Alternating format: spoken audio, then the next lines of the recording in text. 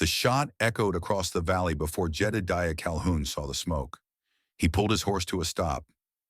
46 years old, gray at the temples, eyes that had seen too much death to be surprised by the sound of more.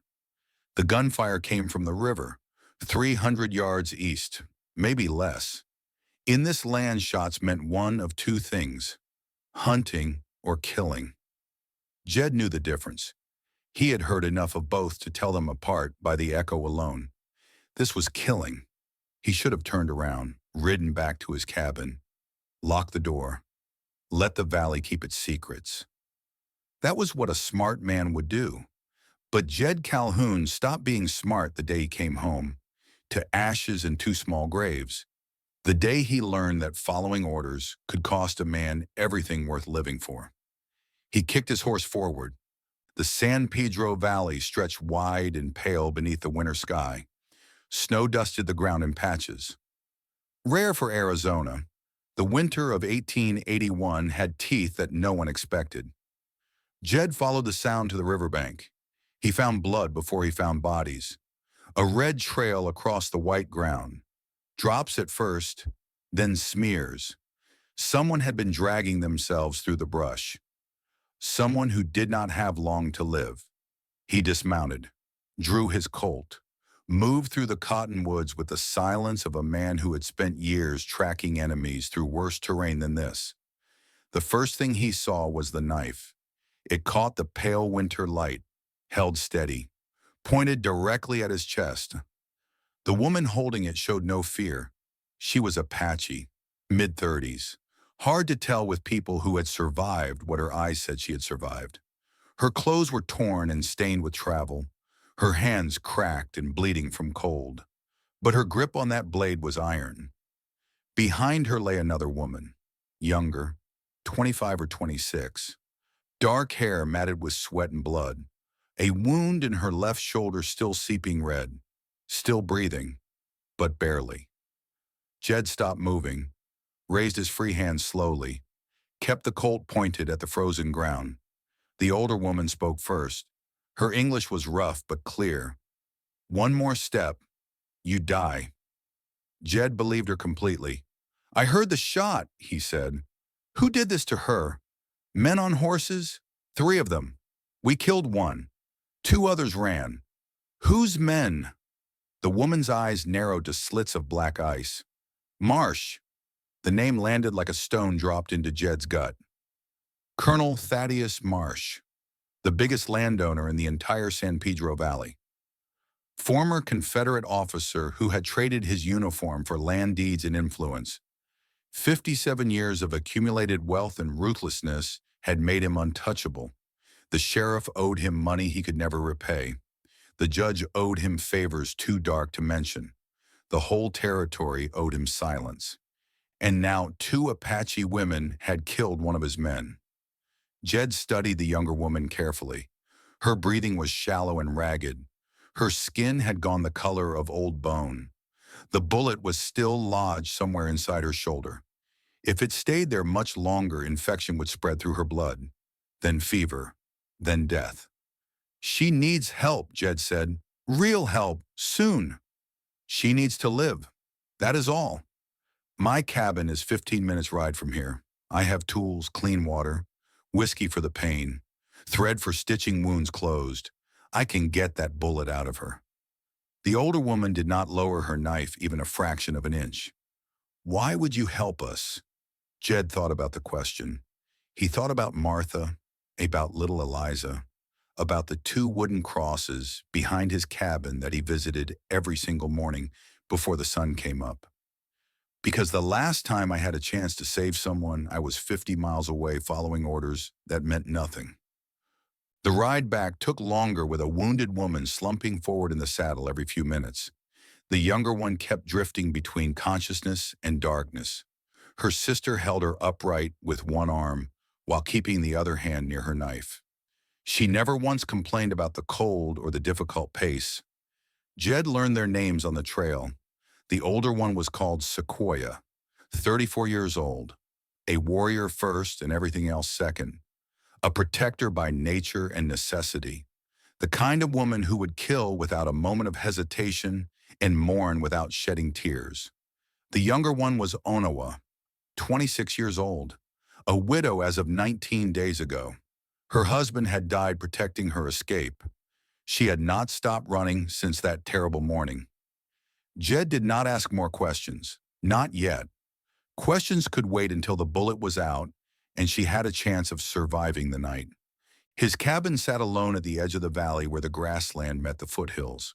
Small, built from rough-cut timber and packed earth. No decoration anywhere. No comfort beyond the basics.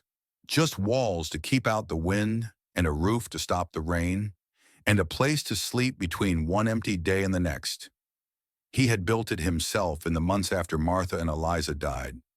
Built it far from the nearest town, far from other people, far from anything that might remind him of what he had lost and could never get back. Inside, he laid Onawa on a blanket near the stone hearth, built the fire high and hot, heated his knife blade over the dancing flames until the metal glowed orange. Sequoia watched his every movement with predator eyes. Her own blade never left her hand. "You will need to hold her still," Jed said quietly. "This is going to hurt worse than getting shot did." Sequoia knelt beside her sister without hesitation, took her hand firmly, whispered something in Apache that Jed did not understand, but recognized as comfort. Onawa opened her eyes, looked directly at Jed. Her jaw tightened with determination, but she did not look away or ask him to stop. "Do it," she said through clenched teeth. Jed worked fast and sure. The bullet was lodged deep in the muscle. 44 caliber, expensive ammunition that regular outlaws could not afford. He pulled it out with steady hands that had performed this task too many times before. Poured whiskey directly into the wound to burn away infection. Stitched the torn flesh closed with thread he kept for mending saddles and tack. Onawa bit down hard on a strip of leather. Her entire body shook with agony, but no sound escaped her lips throughout the entire ordeal. When it was finally done, Jed stepped back from her, washed the blood from his hands in a basin of cold water drawn from the well that morning. Sequoia stood slowly. For the first time since they had met, she lowered her knife and let it hang at her side. "You have skill with wounds," she said. "Where did you learn such things? War teaches many things to men who survive it." "Which war?" "The one that split this country down the middle and turned brother against brother." Jed dried his hands on a rough cloth. "I was a sharpshooter for the Union Army, 14th Ohio Volunteer Infantry. Spent 3 years killing men I had never met and would never know.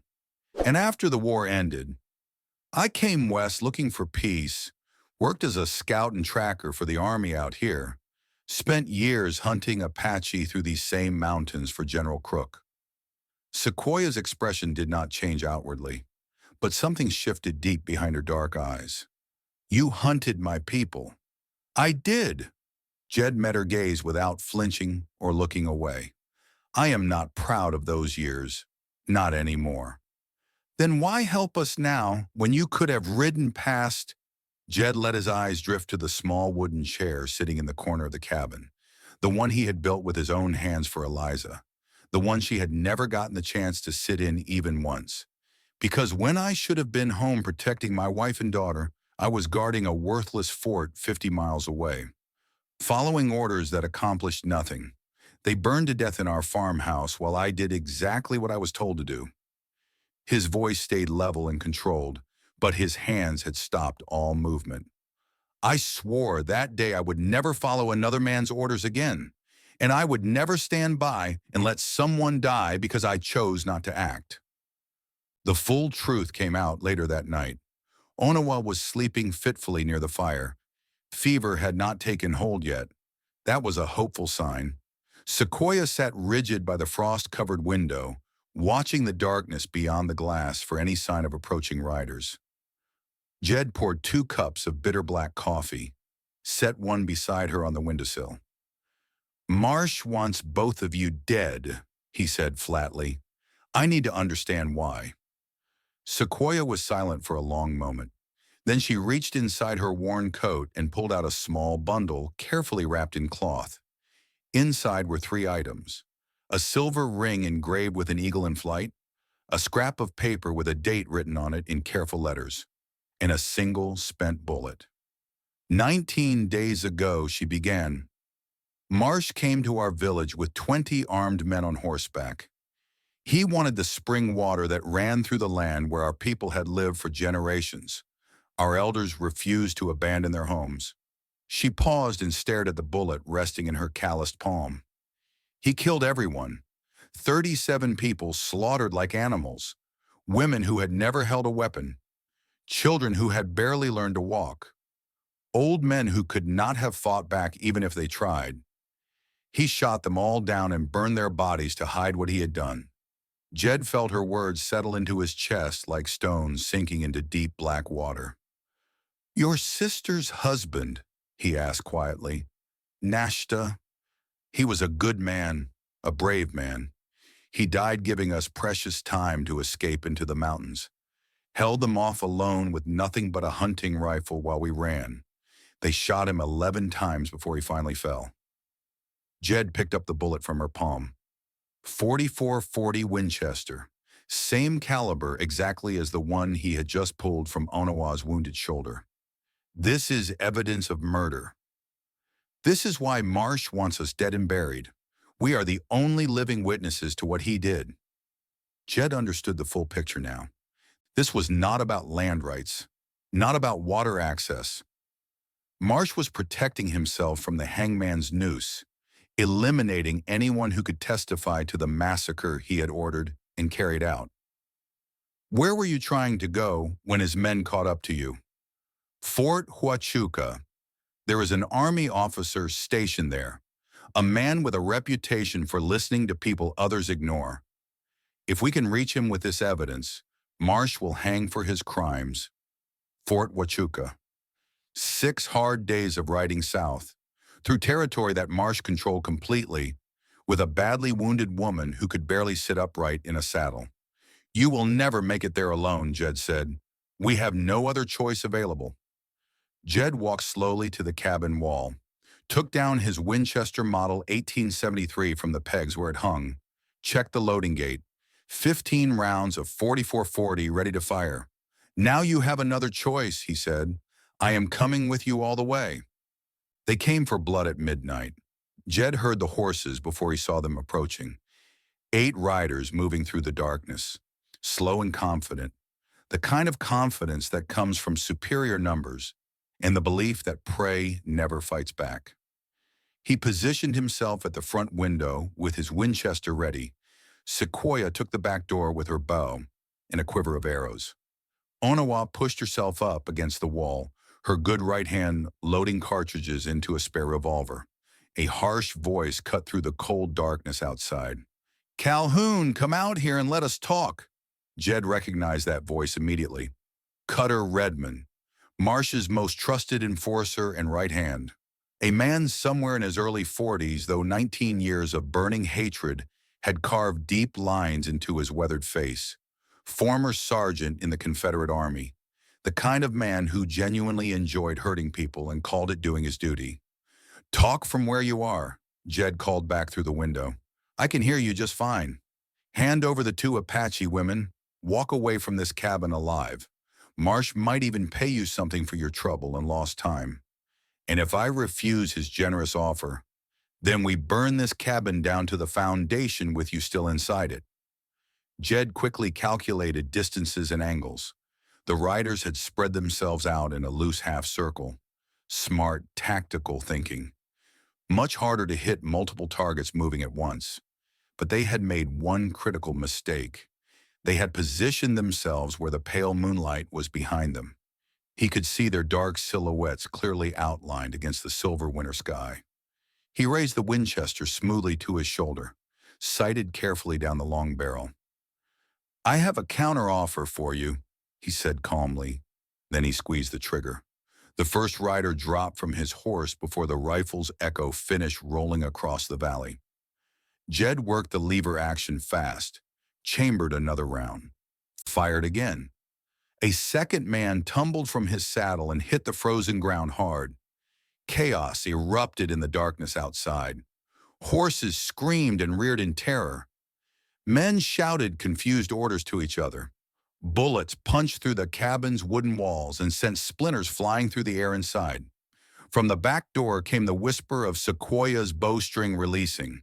Her arrow flew true through the night and found its target. A third attacker collapsed with the feathered shaft buried deep in his chest.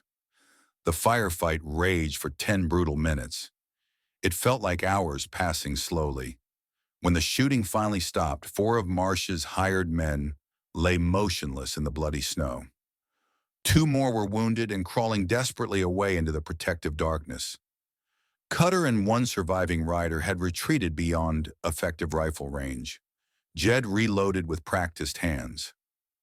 8 rounds remaining in the Winchester. His hands stayed steady throughout. His pounding heart did not. Then Cutter's voice came floating back across the distance, closer somehow, more personal and filled with venom. "I know exactly who you are, Calhoun." Jed's trigger finger froze in place. "Jedediah Calhoun, expert sharpshooter, 14th Ohio Volunteer Infantry, the Battle of Shiloh, April of 1862. The words hit Jed harder than any bullet could have. "You shot my older brother that day." Cutter continued, his voice shaking with old rage. "Lieutenant Emmett Redmond, you put a rifle bullet through the center of his chest from 300 yards while he was bravely leading a charge uphill. I was running 20 feet behind him. I watched him stumble and fall. I held him while he died in the bloody mud with my name on his dying lips." Jed remembered Shiloh with terrible clarity. The second day of battle, the chaos and smoke and screaming. He had been positioned high on a wooded ridge, methodically picking off Confederate officers one by one as they exposed themselves. He did not remember individual faces, only the glint of brass buttons catching sunlight, the spray of red blood, the bodies falling and not rising again. 19 years I have been searching for you," Cutter went on. 19 long years I have waited for the chance to kill you myself. Now here you are protecting Apache women, and I have every legal right to put you in the ground. This is going to be a very good day, Calhoun. For me, not for you." Sequoia appeared silently at Jed's side. Her voice was low and tense. "He carries a personal blood grudge against you. He has a dead brother he loved." Jed checked his remaining ammunition again. "Now he has a righteous reason to make my death as painful as possible." Gray dawn came slowly to the valley. The surviving attackers had retreated into the distance to lick their wounds and regroup, but they would certainly return. Marsh would never let this humiliating defeat stand unanswered. Before they left the cabin, Jed moved through every room one final time. He gathered every box of ammunition he owned, cartridges he had been saving for hard winters when game grew scarce, rounds he had acquired through careful trading and never found reason to fire. When he finished his careful counting, he had 47 cartridges for the Winchester, 18 rounds for the Colt revolver. 6 arrows remained in Sequoia's deerskin quiver. Not much for fighting a small war, but determined men had won wars with less. "We cannot stay here waiting for them," Jed announced. "Next time, Marsh will send 20 men, maybe more than that." "Then where can we possibly go?" Jed studied the terrain map he carried in his memory. The land to the south was rough and broken, mountains and deep canyons, places where a small, determined group could hold off a much larger force if they chose their ground carefully and fought smart. "Black Ridge," he said with certainty. "There is a narrow pass cutting through solid rock, steep walls rising on both sides with no way around. Easy ground to defend against many. If we can reach it before Marsh catches up to us, we can make a real stand there." Onawa pushed herself slowly to her feet. Her face was chalky pale. Her wounded shoulder was wrapped tight in bloody bandages, but her dark eyes burned with something far stronger than physical pain. "I can ride," she stated flatly. You took a bullet 2 days ago, and I will likely take another if we stay here hiding and waiting for death." Her voice left absolutely no room for argument. "I did not survive this long just to die cowering inside a cabin." They rode out as the first pale light touched the eastern mountains. Jed led the way on his horse. Sequoia followed at the rear, carefully erasing their tracks wherever the ground allowed. Onawa rode between them, silent and determined despite her obvious pain. Before they had covered even 1 mile, they discovered the message Marsh had left for them. A riderless horse stood motionless at the edge of the trail. On its empty saddle hung a small leather pouch. Jed opened it with careful hands, half expecting a trap. Inside was a torn piece of blood-stained cloth. The pattern woven into it was Apache. The intricate stitching was clearly the work of skilled hands. Onawa saw it clearly. Her breathing stopped completely for a long moment. "That is Nashta's shirt," she whispered. "He was wearing it when they murdered him." A folded note was tucked beneath the bloody cloth. Jed smoothed it open and read the words aloud. "This is what remains of your husband. Surrender the evidence you carry, or your ranch burns exactly like before. This time, Calhoun, you will be trapped inside when the flames take hold." The final words struck Jed like a fist driven hard into his chest. Exactly like before. Marsh knew. Marsh knew everything about Martha, about little Eliza, about the fire that had consumed his entire world and left nothing behind but ashes and grief. Marsh was deliberately using his darkest memories as a weapon against him. Onawa took the bloody cloth from his hands. No tears came to her eyes. No scream of anguish escaped her throat. She simply folded the torn fabric with great care and placed it gently inside her coat, close against her heart, where it would stay. "I will kill him myself," she said quietly, "with my own 2 hands. I will watch the life drain slowly from his eyes." "No." Jed's voice was firm but carried no harshness. "You will live through this. You will testify before army officers and judges. You will watch Marsh hang in front of witnesses who will remember his name forever as a murderer of women and children. That is true justice. And what do you call this?" She held up the blood-crusted cloth. "What name does this deserve? I call it a reason to keep moving forward, not a reason to throw your own life away for momentary revenge." Onawa stared hard at him. Her jaw was set like stone. Her eyes burned like signal fires. But slowly, almost imperceptibly, she nodded her understanding. They reached their destination on the third day of hard travel. Black Ridge rose from the desert floor like a wall of dark volcanic stone. Ancient rock, unforgiving terrain, a single narrow pass cut through its massive center, wide enough for 2 horses walking side by side. No more than that. Jed surveyed the natural fortress with the practiced eye of a man who had spent years reading landscapes for tactical advantage.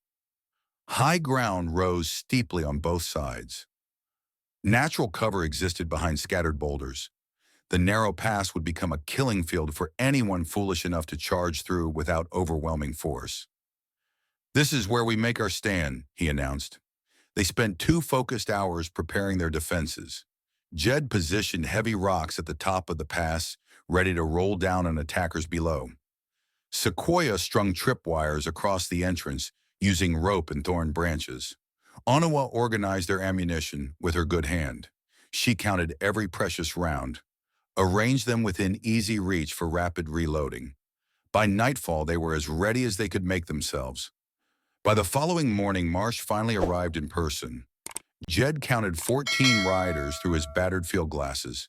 They approached from the north, following the trail through the scrubland that led to the pass. A cloud of pale dust rose behind their horses. At the front of the column rode a man with silver hair and an expensive black coat that looked far too fine for rough desert travel. Colonel Thaddeus Marsh himself, 57 years old, wealthy enough to purchase half the territory outright, powerful enough to believe he already owned it all, until now. The riders stopped 300 yards from the mouth of the pass. Marsh dismounted, slowly making a show of his deliberate movements. He walked forward alone toward the rocks. His weathered hands were conspicuously empty of weapons. His thin smile was not. Calhoun. His commanding voice echoed off the canyon walls, bouncing back like cruel mockery. I confess I expected considerably better from a man with your military reputation. Jed stepped onto a rocky ledge overlooking the pass entrance. Winchester held ready in his hands, visible to those below but protected by the solid rock formation rising behind him. You came yourself this time, he called down. I suppose I should feel flattered by the personal attention. I wanted to see with my own eyes the fool who threw away his entire life for two Apache women who mean nothing to anyone. Marsh spread his arms wide in an expansive gesture, as if embracing the entire landscape. Surrender them now. Give me whatever evidence they carry. I will let you ride away from here alive. Hell, I will even give you $1,000 in gold for your trouble. Consider it fair payment for the considerable inconvenience you have caused me. You murdered 37 innocent people in cold blood, women who never lifted a weapon against anyone, children who had barely learned to walk on their own feet, elders who could not have fought back even if they wanted to. You shot them all down like animals and burned their bodies to ash. They were squatting illegally on my land, polluting water that rightfully belonged to me. That land belonged to their ancestors before your grandfather drew his first breath on this continent. Marsh's practiced smile finally faded away. The carefully maintained mask of frontier civility cracked wide open, and something cold and inhuman showed through from underneath. You have exactly one chance remaining, Calhoun. Take my offer or die here on these rocks. I have a much better idea for you. Jed raised his Winchester and pointed it at Marsh's chest. Turn your horse around right now. Ride away from here as fast as you can. Tell everyone you meet that you failed completely. Spend the rest of your miserable remaining years knowing that two Apache women and one broken-down rancher defeated you utterly. Marsh stared up at him for a long, frozen moment. The dry wind moved restlessly through the narrow pass, carrying nothing but dust and tense silence between them. Then Marsh turned his back and walked slowly to rejoin his waiting men. He did not look back even once, but he raised his right hand high in a clear signal. And the attack began in earnest. The first wave came fast and hard. 6 riders charged directly into the pass with guns blazing and horses screaming. Jed fired from his elevated position. The Winchester kicked hard against his shoulder. One shot, one kill. A rider pitched sideways from his saddle. Jed worked the smooth lever action, chambered another round, fired again without hesitation. A second man clutched at his shattered chest and tumbled to the rocky ground. Sequoia released the heavy boulders they had prepared. The massive stones tumbled down the steep slope with gathering momentum and terrible force. One rider was crushed instantly beneath their weight. 2 horses panicked completely and threw their riders hard against the jagged rocks. Gunfire erupted from every direction at once. Bullets ricocheted off stone with angry whines, sending sharp chips flying through the air like shrapnel. Jed pressed himself flat against the rock face, exposing only enough of himself to aim carefully and fire. Onawa fed fresh cartridges into the Winchester's loading gate as fast as Jed could empty the magazine. Her wounded shoulder screamed in protest with every movement, but her determined hands never faltered even once. Then Cutter Redmond appeared at the eastern edge of the pass. He came scrambling around the rocks on foot, climbing the steep slope, with desperate fury driving every movement. His contorted face was twisted with 19 years of accumulated hatred, finally within reach of its target. He fired his pistol, wildly bullets sparking off the stones just inches from Jed's position. Jed waited with iron patience. Let Cutter climb closer. Let the man believe he finally held the advantage he had dreamed about for so long. Then Jed lined up the shot with care, 100 yards of distance, steep uphill angle, compensate slightly for the gusting wind. Just like Shiloh all those years ago. He squeezed the trigger smoothly. The bullet caught Cutter squarely in the center of his chest. The tremendous impact stopped him mid-climb like he had run into an invisible wall. For one suspended moment, he hung there motionless, balanced between life and death. Then his grip on the rocks failed completely, and he tumbled backward, rolling and bouncing down the slope until his body came to rest at the base of the ridge. "For your brother," Jed said quietly to no one, "and for everyone else you murdered since that day." The battle lasted 23 brutal minutes from first shot to last. When the gun smoke finally cleared and the echoes finished dying, 8 of Marsh's hired men lay motionless among the blood-spattered rocks. 5 more survivors had fled in panic into the open desert, their courage shattered, along with their numbers. One horse had bolted wildly during the chaos, throwing its rider hard against the cliff face. That thrown rider was Marsh himself. Jed climbed carefully down from his position, Winchester still ready in his hands. He found the colonel lying crumpled at the base of the western wall. His right leg was bent at an angle that nature never intended for human limbs. White bones showed through the torn fabric of his expensive trousers. Dark blood pooled beneath him, slowly soaking into the thirsty desert dust. Marsh looked up at his enemy. For the first time in his privileged life, genuine fear showed plainly in his pale eyes. Real terror, the kind of raw emotion that strips away all pride and power and pretense and leaves nothing behind but a man facing his own approaching mortality. "Help me," he gasped weakly. "Please, I can pay you anything. Everything I own. Name your price." Sequoia appeared beside Jed like a ghost. Her hunting bow was drawn back to full tension. The razor-sharp arrow pointed unwavering at Marsh's exposed throat. "Let him die slowly here," she said in a voice like winter ice. "He has earned nothing better than that." Jed stared down at the man who had ordered the brutal deaths of 37 innocent people. The man who had sent killers hunting after 2 women whose only real crime was surviving his massacre. The man who had deliberately used the sacred memory of Martha and Eliza as a weapon against him. Every survival instinct Jed possessed told him to simply walk away. Let the unforgiving desert finish what the battle had started. Let natural justice take its inevitable course without dirtying his own hands.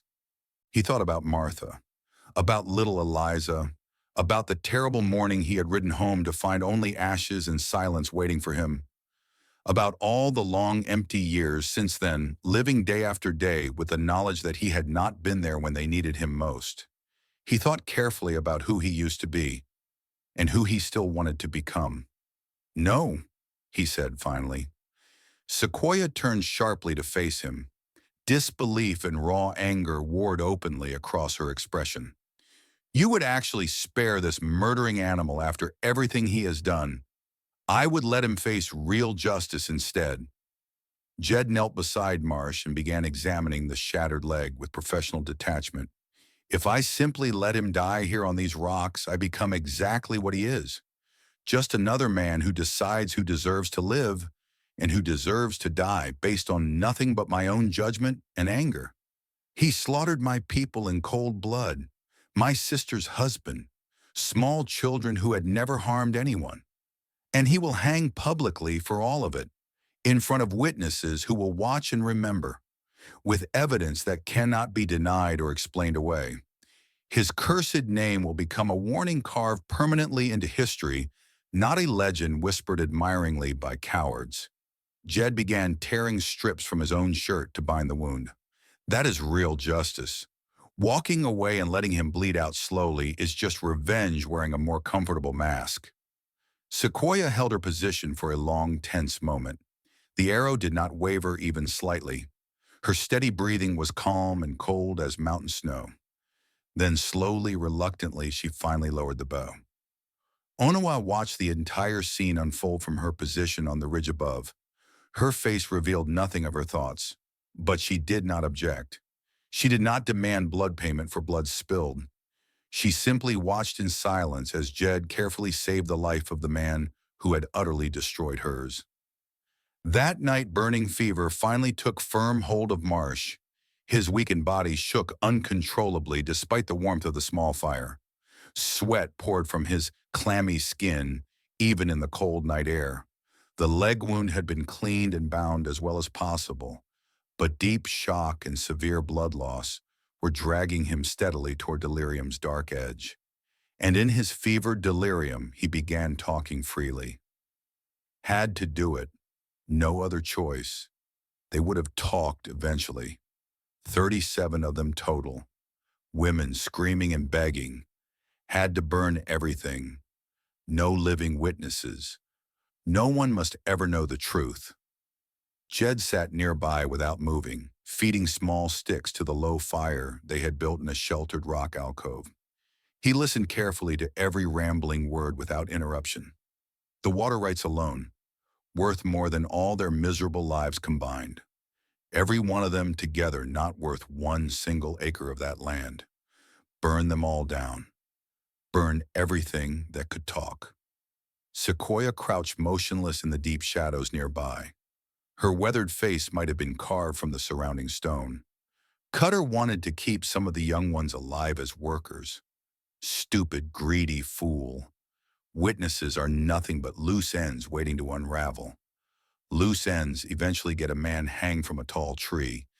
Kill every last one of them, I ordered. Kill them all and burn the bodies to unrecognizable ash. Marsh's hoarse voice rose and fell with the pulsing fever. Names spilled out unbidden, specific dates, exact locations, damning details that no one could possibly have invented or imagined. A full and complete confession, spoken freely to the uncaring darkness, witnessed by the only 3 people alive who truly needed to hear every word of it.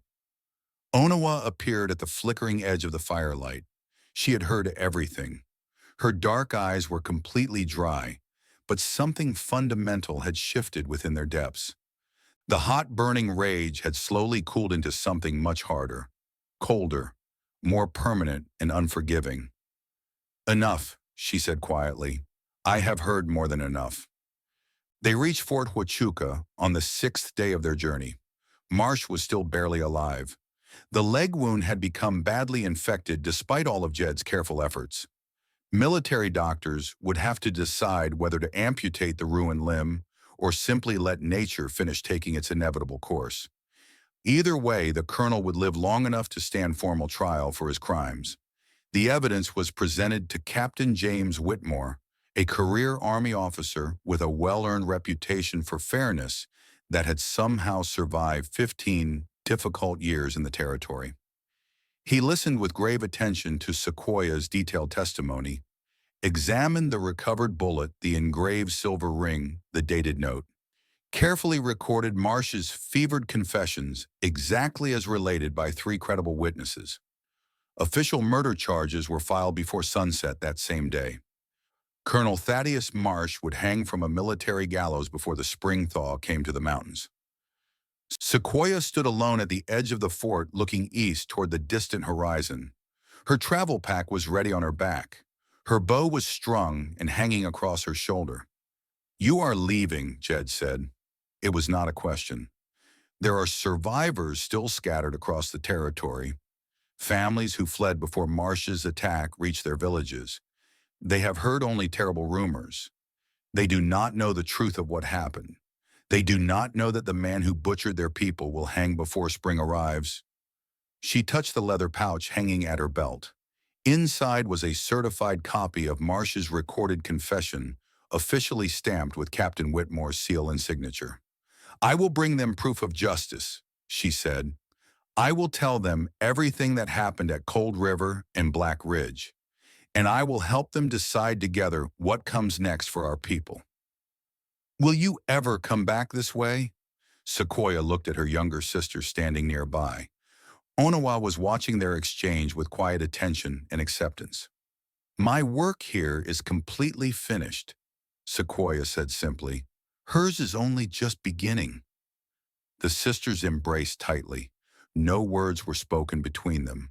None were needed after everything they had survived together. They had fought side by side. They had nearly died together. Now they would walk separate paths toward the same distant horizon. Sequoia released her sister and turned to face Jed one final time. You chose correctly back there on the ridge, Calhoun, when you saved that monster's life instead of letting him die in deserved agony. She held a steady gaze. That single choice required more real strength than simply pulling the trigger ever would have. Then she turned and walked away without looking back. Her solitary figure grew steadily smaller against the vast desert landscape until it finally disappeared entirely over the eastern hills. Jed stood watching until there was nothing left to see. Onawa found him later that evening. He was standing alone outside the fort's walls, looking north toward the distant mountains that had nearly killed them all. The setting sun was painting the entire sky in brilliant shades of orange and red that looked almost like fire consuming the heavens. What happens now? She asked quietly. I go back to my cabin, repair all the bullet holes in the walls, fix what Marsh's men damaged and destroyed, start building again from what remains. He paused for a long breath. Starting over. Again. Alone. Jed turned slowly to face her. She looked somehow different to him now. The desperate fugitive he had first found bleeding out in the snow had been replaced by someone steadier and stronger. Not healed. True healing would take years to accomplish, if it ever came at all. But the shattered pieces were clearly starting to find their way back toward each other. My ranch needs considerable work, he said. Hard physical work, long exhausting days, cold lonely nights, not much comfort to offer anyone. I know hard work well. This is not charity I'm offering. I am not doing this because I feel guilty about anything, or because I think you somehow owe me something. Then what exactly is it? Jed considered her question carefully before answering. Considered the empty cabin waiting for him far to the north. The two weathered graves standing behind it, the long years of silence and solitude that stretched ahead like a desert with no visible end. It is simply a choice, he said finally. You need a place to begin your life again. I need a reason to stop waiting patiently to die. Perhaps those two things can exist together in the same place without conflict. Onawa was silent for a long time considering. The evening wind picked up around them, carrying the familiar smell of sage and dust, and something that might have been distant rain falling on the mountains. I will try, she said at last. That is all I can promise you. That is all I am asking for. They rode north together through the following days, through the open desert, through the rocky foothills, through the long, comfortable silences that neither of them felt any need to fill with empty words. They did not need constant conversation between them. They had already shared something that words could never adequately capture. When they finally reached the cabin, the sun was setting on the 7th day of their journey. The timber walls were scarred with bullet holes. The front door hung crooked on damaged hinges. One window had been shattered entirely and gaped open to the elements. But the basic structure still stood solid. It had survived everything thrown against it just as they had survived.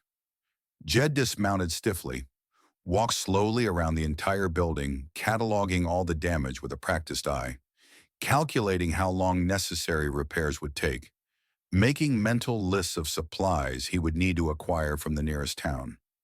Then he walked with heavy steps to the small hill rising behind the cabin. Two simple wooden crosses stood there weathered by years of harsh wind and burning sun. The names carved carefully into them had faded but remained readable. Martha Calhoun, beloved wife, Eliza Calhoun, beloved daughter. Jed stood before them for a very long time as the evening shadows lengthened around him. The fading light softened all the harsh edges of the landscape, turning the unforgiving desert into something almost gentle and forgiving. I am sorry, he said quietly, His voice remained steady and controlled.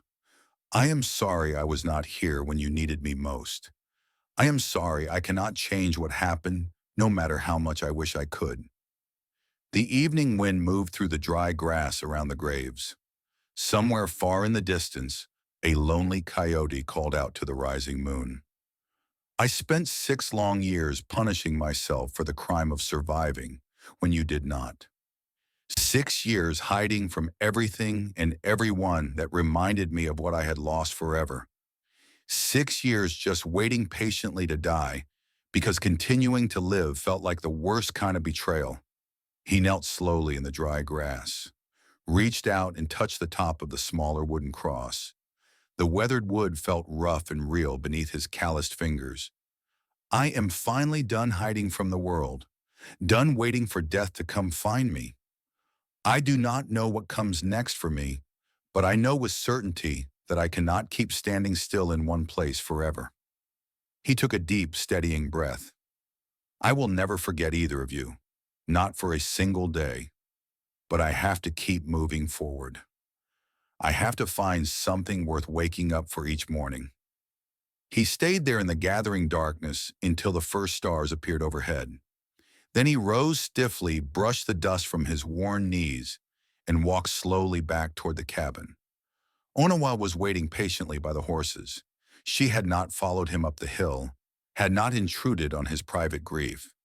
She had simply waited in respectful silence, patient as stone, until he was ready to return. There is work to do, Jed said simply. The roof needs patching before the next rain comes. The door needs new iron hinges. The broken window will have to wait until I can get proper glass from town. Show me what needs to be done, Onawa replied. I learn quickly. The weeks that followed were hard but full of purpose. Jed repaired the damaged cabin board by board, nail by nail. Onawa tended the neglected horses, learned to mend broken fences, figured out through trial and error how to coax fire from the temperamental iron stove. They worked side by side from dawn until full dark, building something meaningful from the wreckage of their separate, devastating losses.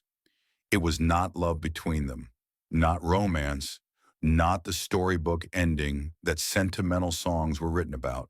It was partnership, shared purpose, the slow, stubborn reconstruction of two shattered lives that had somehow found each other. On the last day of winter, Jed woke before dawn as he always did, walked to the frost-covered window, looked out at the valley slowly emerging from darkness. The snow was finally gone. Green shoots pushed determinedly through the brown earth, reaching eagerly for the warming sun. The river ran clear and cold, fed by snowmelt from the high mountains. Onawa appeared beside him, 2 cups of coffee in her hands. She offered one without speaking. Spring, she said. Spring, he agreed. They stood together in the gray morning light, watching the world come slowly back to life around them. Behind them, the cabin stood solid and whole once more. Ahead of them, the valley stretched toward possibilities that neither could predict or control. Jedediah Calhoun had walked completely alone for 6 long years, carrying ghosts he could not bury and guilt he could not escape. Now he stood beside someone who truly understood what it meant to survive when others had not. Onawa had spent 19 desperate days running from certain death, carrying evidence written in her husband's blood. Now she had finally found ground worth standing on. Neither of them knew what tomorrow would bring. Neither of them pretended the painful past could ever be fully erased, but they had stopped waiting for the end to come. They had started building something new instead, in a land that offered no comfort and forgave no weakness. That was more than most people ever found. If you enjoyed this story, do not forget to like and subscribe. Next week, we ride into Skeleton Canyon, where a former Army scout must face the ghosts of men he thought he had buried forever. Some graves refuse to stay closed. Some debts can only be paid in blood.